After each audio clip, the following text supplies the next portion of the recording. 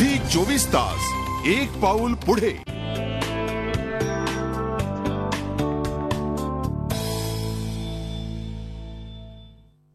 Break नंतर पुन्हा एकदा तुमचं स्वागत। गेट वेल सून हे नाटक 1 जूनला तुमच्या भेटीला येते आणि आता आपल्यासोबत या नाटकाची कास्ट आहे। संदीपजी अगदी सुरुवातीला तुमच्यापासूनच सुरुवात करते, काय सांगावं असं वाटतं तुमच्या कॅरेक्टरविषयी? आणि एक पॉझिटिव्ह अप्रोच असलेलं नाटक आहे। मी म्हणेन नाटक बघा, कारण मी कॅरेक्टरविषयी बोलणं चुकीचं ठरेल। फक्त इतकंच सांगतो की हे नाटक बघण्यासारखं आहे आणि please do come for the play. एकापेक्षा एक चांगल्या अभिनेत्यांची अभिनेत्रींची एक छान जुगलबंदी प्रेक्षकांना पाहायला मिळणार आहे आणि नाटकाचा जो अप्रोच आहे तो एक पॉझिटिव्ह अप्रोच आहे। त्यामुळे ॲटलिस्ट नाटकाविषयी किंवा एकत्र काम करतानाची काही किस्से नाही, सध्या काय रंगभूमीवर बरेच नटनट्या परत येत आहेत। दिस इटसेल्फ शोज की खूप पॉझिटिव्ह वातावरण आहे, प्रेक्षकही खूप आनंदाने येत आहेत, बुकिंग्स उत्तम झालेली आहेत। आणि मी स्वतः 20 वर्षांनी नाटक करतो आहे आणि मी शेवटचं नाटक केलं होतं तेही चंद्रकांत कुलकर्णी यांचं होतं आणि आनंद नाडकर्णी यांनी लिहिलं होतं। या नाटकातही आनंद नाडकर्णी यांचा म्हणजे सहभाग आहे लेखनामध्ये, त्यांची कॉन्सेप्ट आहे।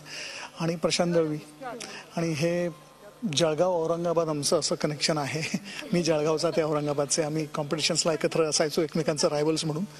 आणि मी मराठी रंगभूमीशी निगडीत असल्यामुळे सतत या लोकांच्या संपर्कात, मराठी साहित्याच्या संपर्कात होतो। आणि मला असं वाटलं की आता फार झाले फिल्म्स, फार झाले ॲड्स, आता पुन्हा मराठी नाटकाकडे जाऊया, कारण तिथूनच सुरुवात झाली होती।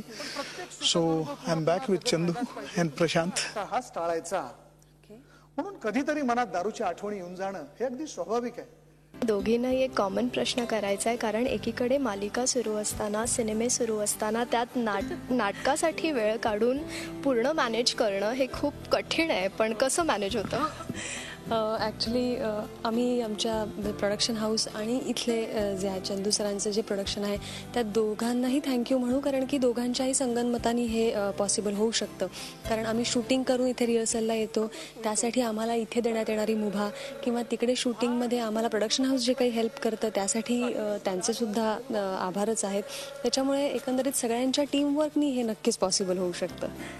माधवी, माझंही सेम उत्तर असेल, पण मला असं सांगायला आवडेल की दोन्हीकडे ॲडजस्टमेंट्स व्यवस्थित झाल्या, आम्हाला रिहर्सल प्रॉपर करता आली, ती एक धाकधुकी होती मनात। खरं तर माझं असं झालं होतं की गेली 3 वर्षांपासून नाटक करायचं चाललं होतं, फक्त येत होत्या ऑफर्स, पण समहाऊ रिहर्सलला वेळ देता येत नव्हता, नाही सांगावं लागायचं, बिकॉज 1 महिना 20 ते 25 दिवस किमान रिहर्सलला द्यायला पाहिजे। सो असं होत होतं की अरे मी कधी करणार आहे नाटक आता। पण खरंच मी माझ्या प्रोडक्शन हाऊसला पण थँक्स म्हणेन, त्यांनी मला एक ठराविक वेळ जो पाहिजे होता काही दिवसांचा तो दिला आणि चंदू सरांबरोबर काम करण्याची इच्छा माझी जी होती ती आता पूर्ण होते।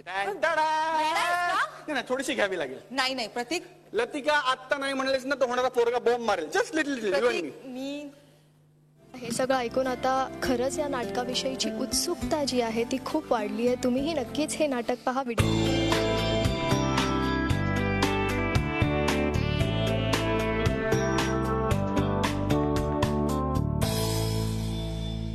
झी 24 तास एक पाऊल पुढे।